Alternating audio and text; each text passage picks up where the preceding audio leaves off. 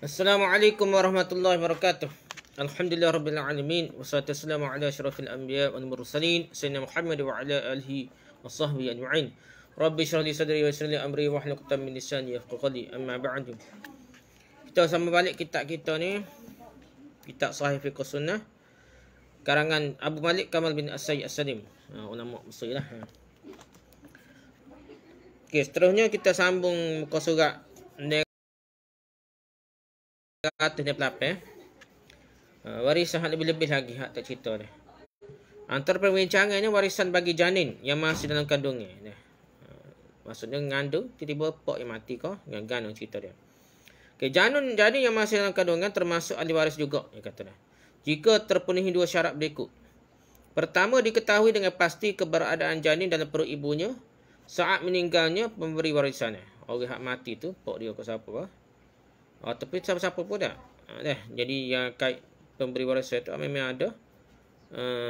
Memang diyakini ada dah janin dah. Dan ini diketahui dengan kelahirannya yang kurang dari 6 bulan sejak kematian pemberi warisan. Kalau mati tu sebelum cukup 6 bulan, maksud dia betul-betul kait dengan jadi bapa kepada janin tu lah, gitu lebih kurang dah. Jika pernikahan di antara suami isteri, dua orang tua janin tersebut telah terjadi secara sah. Yang kedua, terlahir secara utuh dalam keadaan hidup dengan kehidupan nyata. Lepas beberapa bulan lepas tu, dia lahir itu betul-betul nyata lah, bukan lahir itu mati dah. Dan hal ini diketahui dengan teriakannya, bersinnya, tangisannya dan sebagainya. Kalau keluar tu mati dah, mati dah perut lagi.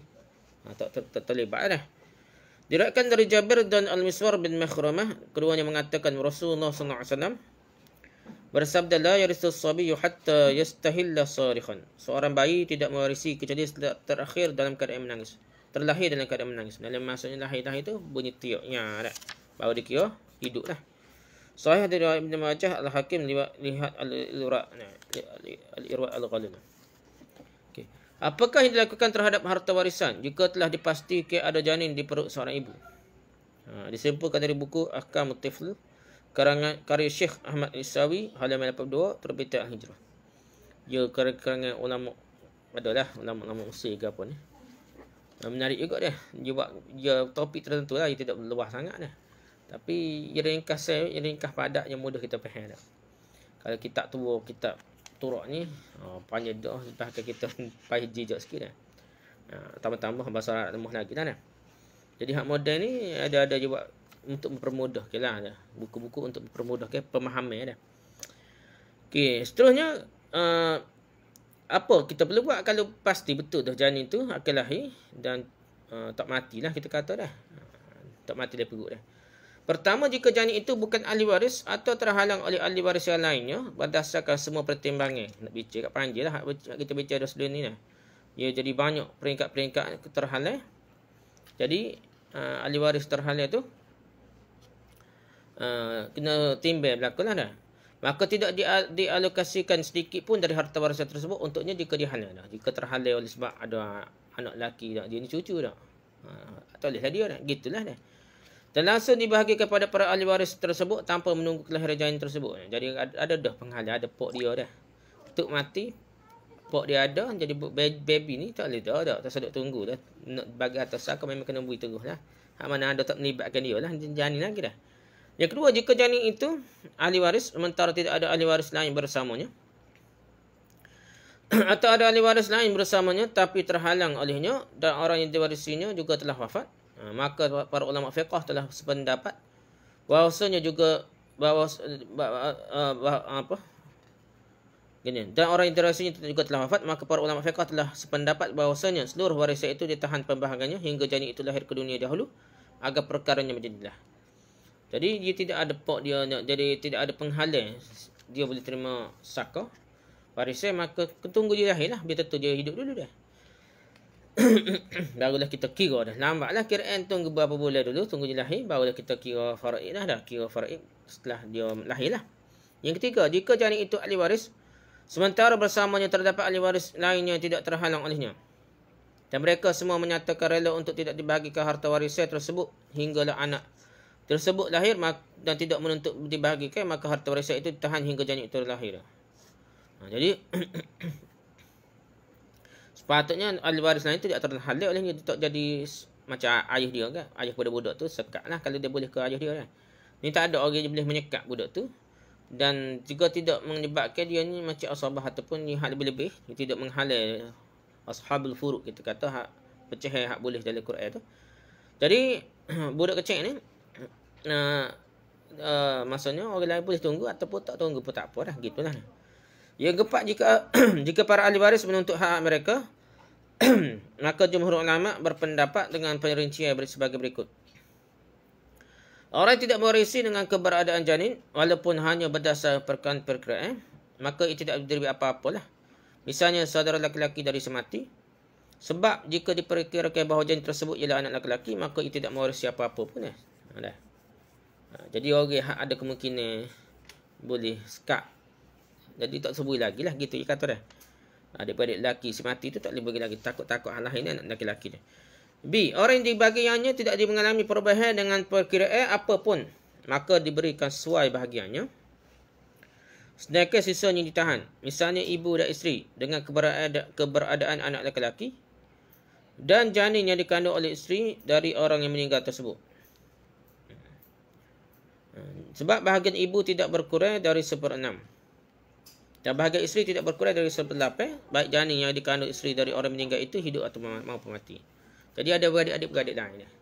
Jadi ada beradik lain tu ia kiraannya ia kira bagi pokok adik-beradik je dah. Asabah ke apa dah. Bagi lebih-lebih dia. Jadi ikut hak 1/8, 1/6 hak berdasarkan Quran tu.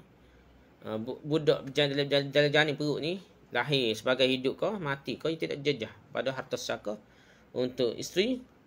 1/8 tu dan untuk ibu 1/6 tu tak jejah. Pasal dia ni lahir kau, pasal kalau lahir baby tu dia hanya bagi pokok adik-beradik dia je. Hak mana selebih-lebih tu dah. Kita ada kaitan dengan pecahan telah ada dalam Quran tu. Ashabul furuq ataupun dia telah ada faridah, ada faraid, ada bilangan pecahan dia tu. Ni tak jejah langsung dah.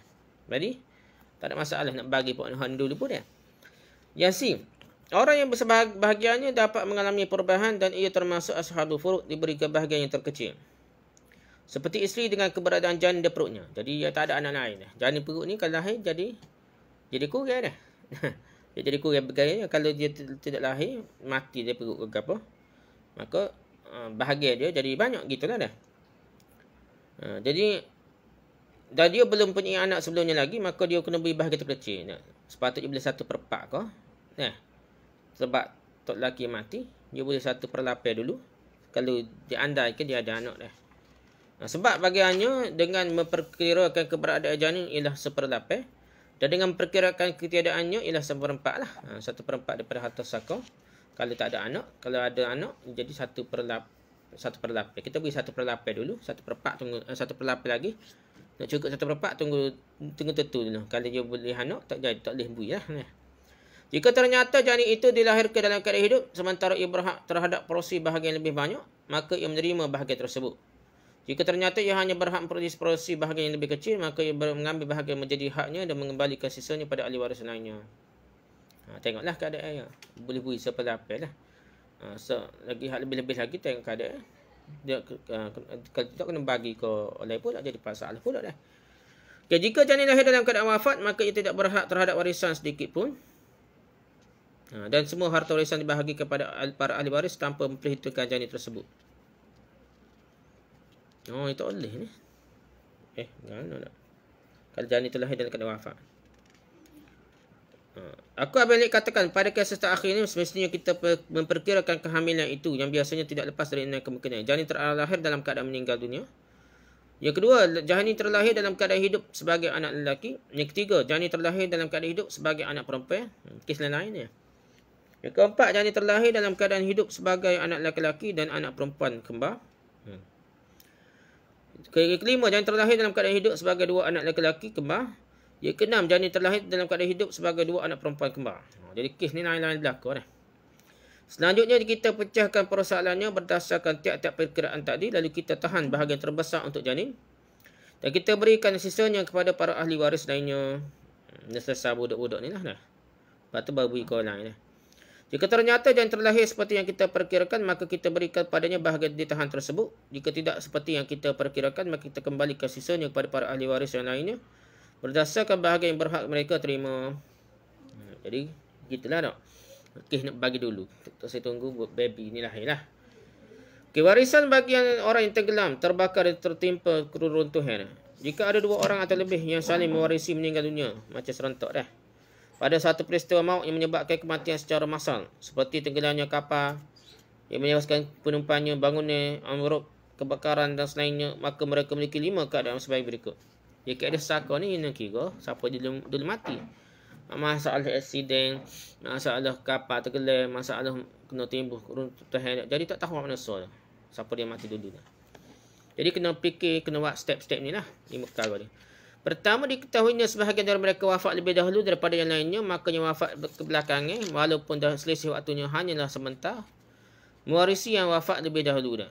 Hal ini berdasarkan ijma' para ulama. Kalau kita boleh tahu, aksiden bagi sepeta, ni mati dulu, ni mati ke dia, boleh tahu masa pukul apa, maka kita guna kaedah hak mati dulu, mewariskan harta dia kepada hak mati ke dia. Lepas tu mati ke dia tu, kena kira pulak lah. Dengan tak ada orang mati bagus, lebih awal tu, jadi banyak kali peringkat kira lah ni.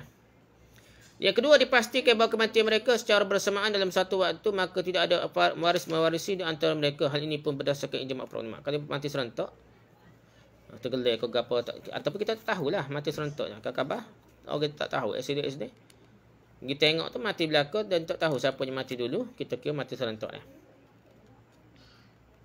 Jadi tidak ada mewarisi lah.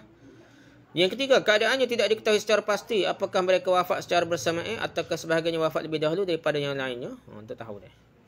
Keluar tak tahu, hak ketiga tak tahu dah macam aksidennya. Yang keempat, sebahagian dari mereka diketahui mati lebih dahulu tapi tidak pasti dah. Sekadar perkiraan saja. Yang kelima, orang yang wafat lebih dahulu diketahui secara pasti tapi kemudian terlupakan sebab sudah lama atau sebab beberapa faktor yang lainnya. Hak ni perlu kita ingat ni. Yang kelima ni. Terkait 3 keadaan yang terakhir, poin 3, 4 dan 5, ada 2 pendapat ulama. Pertama, dirujuk al-mabsut terbitan al-ma'rifah.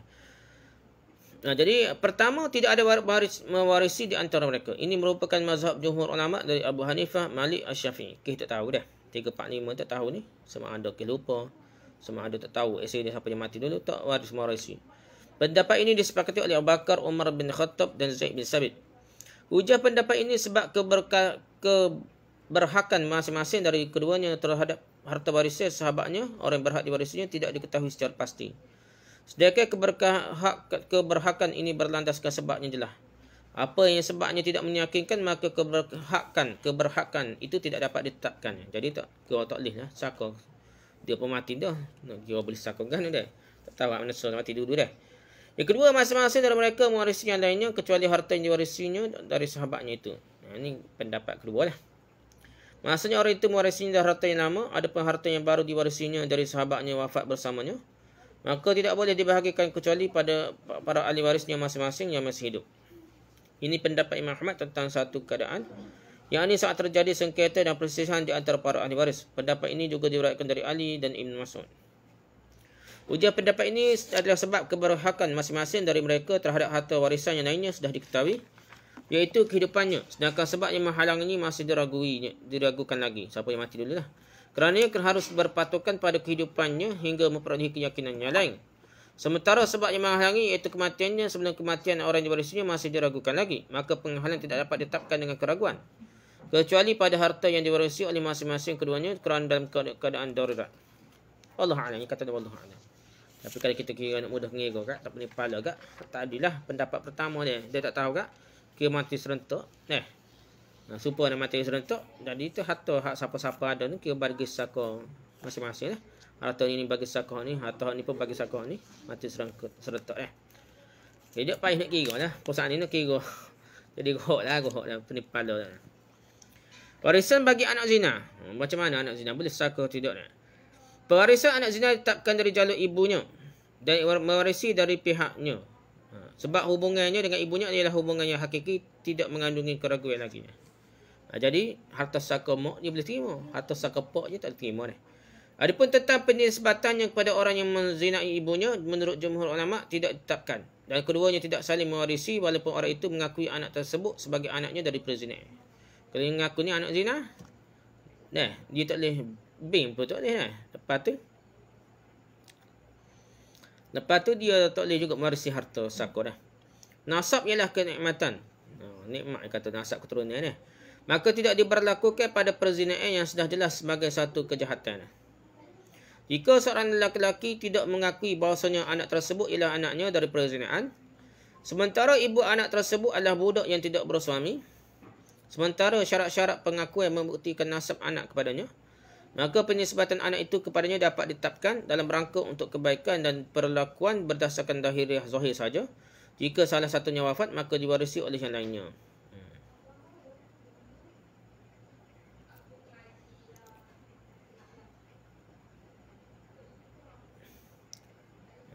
Gitu ya. Jadi dia ada waktu-waktu tertentu ni, syarat-syarat pengakuan membuktikan nasab anak kepadanya, ada bukti bahawa itu nasab pok dia tu hak tu, maka boleh tetap dia kata dah. Walaupun dia kata tu anak zina, contohnya pok sungguh kau tak. Lepas kata gana pun dia tetap bawa daripada li'an, dia kira waris dengan hak zahir lah, dia kena terima hak zahir saja. Sementara Ishaq Syekhul Islam Ibn Taimiyah dan selainnya berpendapat anak zina dapat dinisbahkan kepada lelaki berzina dengan selain perempuan yang sudah bersuami, sebab perzinaannya nyata dan terbukti. Tak. Seperti halnya nasab anak zina itu kepada ibunya dapat ditetapkan, maka dapat juga nasabnya ditetapkan pada lelaki penzina itu. Tujuannya agar nasab anak itu tidak terputus dan tidak tertimpa mudarat dan aib disebabkan oleh kejahatan yang tidak pernah diperbuatnya. Sungguh Allah Ta'ala berfirman, "La tazru wazratu wizra ukhra," dan orang yang berdosa tidak akan memikul dosa orang lain. Surah Fatir surah ke-35 ayat 18. Ni bincang macam fatwa perlih lah dah. Anak kurang daripada 9 bulan pun dah. Biasa fatwa negara lain 9 bulan ke atas baru boleh diban kepada bapak dia dah. Tapi dia pergi perlih ni berapa hari lepas tu beranak kau, dia boleh ban pada bapak yang dia itulah dia lahir masa lahir dah. Walaupun kurang dah sebab nak jaga maslahat budak. Inilah pendapat ni lah Ibn Taimiyah ni lah. So dah duduk pendapat dia. Okay, kesimpulan pendapat ini bahawasanya anak zina dan lelaki pelaku zina saling mewarisi lagi lah. Dia kalau boleh bimbing pok dia, boleh bimbing pok zina, bimbing pok hak nikah tu kau, hak ada tengah nikah, dia tak cukup 9 bulan kau mengikut pendapat biasa, dia boleh mewarisi dah ni. Sebab pewarisan ialah cabang dari kepastian nasab dia. Okay, warisan bagi anak li'an. Ni anak hak kena supah. Bukan anak dia lah, anak li'an lah. Warisan bagi anak li'an dan suami isteri yang telah melangsungkan proses li'an. Kita bicara li'an ni iaitu 4 kali dituduh bini dia zina. Dan nak laknat Allah kalau dia berlawak. Hak tina pula ia menafikan. Dia supah menafikan tok lelaki dia berlawak dah. 4 kali lepas tu dengan last kali laknat Allah ke atasnya kalau tok lelaki benar dah. Gitulah li'an ni. Siapa 5 kali jadilah li'an. Telah dikemukakan bahawa perbahasan tentang li'an bahawasanya tidak ada pewarisan antara anak li'an dengan lelaki yang melangsungkan li'an. Tak ada kait darah gapo dah. Sebab nasab anak telah terputus dari jalur bapaknya dan ia dinisbahkan pada ibunya saja. Seperti disebutkan dalam hadis riwayat Sahal bin Sa'ad yang menceritakan kisah 2 orang yang melangsungkan li'an pada bahagian akhir ayat hadis tersebut. Lalu anak tersebut dinisbahkan pada ibunya. Dia sahih dari Bukhari dan Muslim. Dan anak dia ni kena ingat anak ni pun juga hak dan soleh juga dah. Walaupun anak kena supah li'an dah. Tapi anak ni tak ada kaitan lah. Tidak jadi kehinaan bagi anak. Anak tu macam biasa jadi orang yang hebat. Jadi tabi'in kau nyedai ke zaman Nabi. Kalau kedai panggil sahabat dah. Jadi budak tu dia jadi yang soleh dan yang hebat dalam perjuangan Islam dah. Tapi bimok dia lah. Dia jadi dia ni amat pelik daripada orang lain, bimok dia lah. Adapun perempuan yang melangsungkan proses li'an maka tetap saling mewarisi antara dia dengan anaknya yang kerananya ia melangsungkan li'an. Dia boleh lagi dah. Memang keturunan dia juga. Hal ini berdasarkan apa yang disebutkan dalam hadis riwayat Sahal dan anaknya dinisbahkan kepada ibunya. Ia mengatakan lalu berlaku ketentuan tentang pewarisan ibunya bahawasanya ia mewarisi dari anaknya dan anaknya mewarisi darinya pada apa yang telah Allah tetapkan baginya. Jadi ia boleh harta saka masing-masing. Mak boleh terima daripada anak kalau anak mati. Kalau mak mati, anak boleh terima harta saka. Kemungkinan perkataan ini berasal dari Sahal atau perkataan Zuhri. Boleh rujuk di Sahih riwayat Bukhari dan Muslim ada. Sebagian ulama berpendapat perempuan yang melangsungkan persediaan menempati posisi bapa dalam hal mewarisi harta anaknya. Jadi bapa je dia. Sebabnya ben dia jadi bapa, bukan jadi mak. Mak kan kurang sikit. Harta saka boleh. Iaitu sebagai asabah dan anaknya juga sebagai asabah juga. Jika anaknya wafat, maka perempuan itu mengambil semua warisan anaknya. Ini berasal dari pendapat Ibn Abbas dan Ibn Mas'ud serta diriwayatkan juga dari Ali. Habiliti boleh dia ada. Hal ini dikuatkan oleh hadis riwayat Wasilah bin Al-Asqa bahawa Nabi SAW bersabda, "Tahuzul mar'atu thalatha mawaris atiqaha wa laqitaha wa waladaha alladhi la 'an 'alayhi." Perempuan yang mewarisi 3 warisan sebagai asabah, iaitu dari orang yang dimerdekakannya. Jadi orang merdeka, ya, perempuan jadi tua, dia ada hamba sahaya, dimerdekakan hamba sahaya, tiba-tiba hamba sahaya mati, semua harta saka boleh ke dia. Dan orang-orang yang dipungutnya. Jadi orang hak jumpa tengah jalan ke apa, dia pungut dia. Jadi apa anak akak ke apa lah, dia ni tak tahu keturunan mana dah. Anak jumpa dia tu siapa ke apa dah. Anak perempuan ke apa tak tahu siapa keturunan dia, ambil dia pungut dia. Jadi dia boleh saka 100% dia lah. Dan anaknya yang mana dirinya melakukan niat kerananya. Jadi haknya melakukan tu, jadi keturunan dia hanya diwakili oleh dia saja, dan orang lain tak berhak. Tak ada kaitan dengan keturunan dia lah. Hadis Hasan dari Abu Daud atau Tirmizi, Ibn Majah, Ahmad. Di samping itu ada hadis riwayat Umar bin Shu'aib dari ayahnya, dari datuknya, dari Nabi SAW bahawa beliau menetapkan warisan anak dari perempuan yang dili'an untuk ibunya dan untuk ahli warisnya ibu sepeninggalannya. Atau ahli, tapi boleh sini. Ini pula riwayat ni kata bukan ibu saja nak. Anak beranak ahli ibu lah. Ahli pok tak boleh dah nak. Ahli ibu tu boleh lagi saka dah. Hadis Hasan, hadis Abu Daud dah. Silakan lihat kembali riwayat pertanyaan yang telah disebutkan sebelumnya. Okay, warisan bagi kerabat yang bahagian tidak disebutkan dalam Al-Quran dan hadis. Hak kita bincang-bincang ni hak ada sebut. Anak beranak lain hak tak sebut dalam Al-Quran dan hadis ni macam mana? Boleh harta saka ke tidak? Kerabat yang dimasukkan dengan zawil arham menurut pakar ilmu faraid adalah setiap kerabat yang tidak termasuk ahli waris yang perolehi bahagian tertentu yang telah ditentukan dalam kitabullah, sunnah Nabi dan ijma' umat, dan tidak pula ahli waris asabah yang dapat memperolehi harta warisan secara keseluruhan jika sendirian. Macam anak ke apalah dah. Rujukkan As-Sirajiyah dan Al-Azbu Al-Faid. Jika tidak terdapat ashabul furud dan tidak juga terdapat asabah, maka para ulama berbeza pendapat kerabat yang dimaksudkan mewarisikah atau tidak mewarisi. Dalam hal ini ada 2 pendapat sebagaimana berikut. Rujuk Al-Mabsut, Jawahir Al-Qalil, Al-Ummu, Al-Insaf dan Al-Muhalla. Pendapat pertama, kerabat tersebut tidak mewarisi secara mutlak dan harta peninggalan itu diserahkan ke Baitul Mal. Inilah pendapat Imam Malik, Asy-Syafi'i, satu riwayat dari Imam Ahmad dan mazhab kaum Zahiriyah. Ini juga pendapat Zaid bin Sabit dan Ibn Abbas dalam satu riwayat darinya. Jadi, dia tak boleh mewarisi, harta dia boleh ke Baitul Mal. Kita lah ni pusat zakat ni tak. Kau kerajaan lah, Baitul Mal kerajaan. Tapi tak boleh lah. Pasal tak ada anak beranak sungguh dah. Hujah mereka ialah pertama, Allah Ta'ala telah menetapkan dalam ayat-ayat warisan yang menjelaskan ashabul furud dan asabah dan tidak menyebutkan sedikit pun bahagian untuk kerabat lainnya. Allah Ta'ala berfirman, "Wa ma kana rabbuka nasiya," dan Tuhanmu tidaklah lupa. Surah Al-Maryam surah ke-9 ayat 4. Tuhan sengaja ayat tu dia tak ada kat, maksudnya tak terlibat lah mana jugalah, dia tak terima lah. Tak perlu tak boleh terima lah harta saka dah. Yang kedua, diriwayatkan bahawa Nabi SAW ditanya tentang warisan bagi mak saudara dari jalan bapa dan mak saudara dari jalan ibu, maka beliau menjawab, "Nazala Jibril AS wa akhbarani alla mirasa li'ammati wal khanati." Jibril AS turun dan beritahu kepadaku bahawasanya tidak ada warisan bagi mak saudara dari jalan bapa dan mak saudara dari jalan ibu. Hadis Hasan dengan banyak jalur periwayatannya, hadis At-Tirmizi dan Ibn Majah. Hadis ini memiliki riwayat penguat dari Aisyah yang diriwayatkan At-Tirmizi dan selainnya. Riwayat lainnya bersumber dari Al-Miqdad yang akan disebutkan setelahnya. Silakan lihat Al-Irwa' Al-Ghazali. Tapi Syekh ni hak mula kata ini hadis dhaif. Tak apalah. Yang kedua, kerabat tersebut diberi warisan dan menempati posisi orang yang lebih dekat kepada mereka. Hak mana paling dekat lah. Sehingga paman atau mak saudara dari jalan ibu menempati posisi ibu dah. Dia kira hak mana paling dekat dah.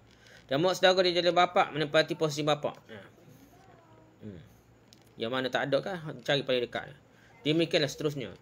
Ini adalah pendapat Imam Abu Hanifah, Ahmad dalam pendapat yang masyhur darinya dan kalangan ulama yang datang kemudian dari mazhab Maliki dan Syafi'i. Mutaakhirin lah, bukan peringkat awam mazhab Maliki dan Syafi'i. Ini juga pendapat yang diriwayatkan dari Umar, Ali, Ibnu Umar, Abu Ubaidah, Muaz bin dan Abu Darda. Ini amat kuatlah dah. Hujah mereka adalah pertama, keumuman firman Allah Taala, A'udzubillahi minasyaitonir rajim. Wa ulul arham ba'duhum awla ba'din fi kitabillah. Maksudnya orang yang mempunyai hubungan kerabat itu sebahagiannya lebih berhak terhadap sesamanya daripada yang bukan kerabat menurut kitab Allah. Surah An-Fal surah ke-8 75. Jadi anak beranak ni dia ada hubungan darah, tetapnya ada kelebihan, ada keutamaan berbanding orang lain dia. Antara orang lain tu baitul mal lah. Baitul mal ni boleh ke orang lain lah, bukan kepada anak beranak. Jika kriteria khusus ini tidak ada, iaitu status mereka sebagai ashabul furud atau asabah, maka mereka berhak mewarisi dengan kriteria umum, iaitu zawil arham, iaitu orang yang punya hubungan kerabat dengan mayat. Ada darah keturunan lah, ada hubungan rahim kata-kata. Antara keberhakan kriteria umum dengan keberhakan kriteria khusus tidak ada kontradiksi. Iaitu bukan bererti menambah ayat yang ada dalam kitabullah Al-Quran. Kata bukan mendentai Al-Quran dah. Sini pun ada dah. Ulul arham ni kata dia. Pada waktu dia boleh kiyah banyak perkara lah. Yang kedua, hadis yang diriwayatkan dari Nabi SAW, beliau bersabda, Allahu wa rasuluhu maula man la maula lahu, wal khalu warithu man la warithahu, wa man la warithatahu. Allah dan Rasulnya ialah maula bagi orang yang tidak punya maula. Tuan ke apa ni? Paman dari jalur ibu, pak saudara dari jalur ibu, ialah pewaris bagi orang yang tidak memiliki ahli warisnya. Tak ada orang yang mati belakang, tak ada keturunan, tiba-tiba ada pak saudara sebelah ibu je ada ni. Baru dia tetap boleh cakap lah ikut ni. Hadis ni hasan dengan banyak jalur periwayatannya, hadis Abu Daud dan Ibnu Majah. Okey, hujah ketiga, dalil yang ketiga, hadis ketiga. Hadis riwayatkan dari Miqdad bahawa Nabi SAW bersabda, Al-khalu warithu man la waritha lahu, ya'kilu anhu wa yarithuhu. Paman dari jalan ibu, pak saudara dari jalan mak ni ialah pewaris bagi yang tidak memiliki ahli waris. Tak ada anak beranak, mak dia pun tak ada, gapo tak ada, pak saudara lah. Pak saudara pun ahli ibu dah. Ahli pak tak ada, ahli pak tak ada juga. Jadi dia kata pewaris bagi tidak memiliki ahli waris, pak saudara tu ialah pewaris bagi yang tidak memiliki ahli waris, ia membayar diatnya jika melakukan kejahatan dan mewarisinya. Jadi dia bertanggungjawab. Kaedah orang, kaedah Islam, kaedah Arab dulu. Dia kuat ni nak. Kita lah ni jadi hubungan keluarga semakin kurang. Dulu ni kalau dia pun keluarga je bayar nak. Sore terbunuh tak sengaja pun. Jadi anak beranak pakai kutip lerah belakang pitih ni bayarlah dah. Bayar apa kata? Dia lah. Tu kaedah dia. Dah jadi pak saudara sebelah mak ni. Bukan sebelah bapak pun dia bertanggungjawab. Bertanggungjawab terhadap urusan anak dara dia ni lah, hak mati ni. Kalau saka, kalau gapo dia je urus sebenarnya. Walaupun dia pak saudara bukan sebelah bapak, sebelah mak ni. Okey, pendapat yang kuat. Aku yang Abu Walid katakan secara zahir pendapat yang menyatakan bahawasanya kerabat tersebut mewarisi ialah pendapat yang lebih kuat, apalagi ketika pemerintah tidak adil dan tidak terdapat baitul mal. Wallah a'lam. Di Mesir gapo gagal juga dia. Bukan Mesir, Syria gapo dia tak percaya mana kerajaan ni. Baitul mal gomolah kat sini. Jadi dia percaya mana lebih baik bagi anak beranak daripada habis ke kerajaan kongsi-kongsi. Catatan, jika terdapat ashabul furud dan mereka tidak menghabiskan semua harta warisan, maka masalah rod mestilah diutamakan. Hak kita bincang sebelum ni lah. Sebagaimana telah dibahas sebelumnya, jika mayat memiliki ahli waris asabah, maka mereka lah yang perolehi sisa warisan tersebut. Dengan demikian, zawil arham, kerabat yang dimasukkan tidaklah diberi harta warisan sedikit pun berdasarkan kedua pendapat tadi. Hak kita bincang ni kalau tak ada anak beranak ni, kalau tidak ada anak beranak. Hadis yang kita baca ni, al-khali wal warithu man la warithahu ya'kulu anhu wa yarithuhu. Paman pak saudara sebelah ibu ialah pewaris bagi yang tidak memiliki ahli waris, ia membayar dia jika melakukan kejahatan dengan mewarisinya. Hadis ni masalahnya hadis dhaif. Hadis riwayat Ibnu Syaibah, Ad-Daruqutni, Al-Hakim, Al-Baihaqi. Ini dinilai dhaif oleh Al-Hafiz Ibn Hajar dalam Al-Talkhis Al-Habir. Kitab mana kitab hadis hukum. Jadi disyarah, ditentukan kekuatan hadisnya oleh Ibn Hajar Asqalani. Habislah perbincangan kita tentang faraid. Habislah bab faraid dalam kitab Sahih Fiqh Sunnah. Kita habislah jilid yang keempat. Kitab ni kita akan masuk jilid yang kelima. Dah. Ada 5 jilid semua sekali kitab Sahih Fiqh Sunnah. Terjemahan Indonesia ni dah. Wallahu a'lam. Subhanakallahumma bihamdika, subhanakallahumma bihamdika, subhanakallahumma bihamdika, asyhadu an la ilaha illa anta, astaghfiruka wa atubu ilaik. Assalamualaikum warahmatullahi wabarakatuh.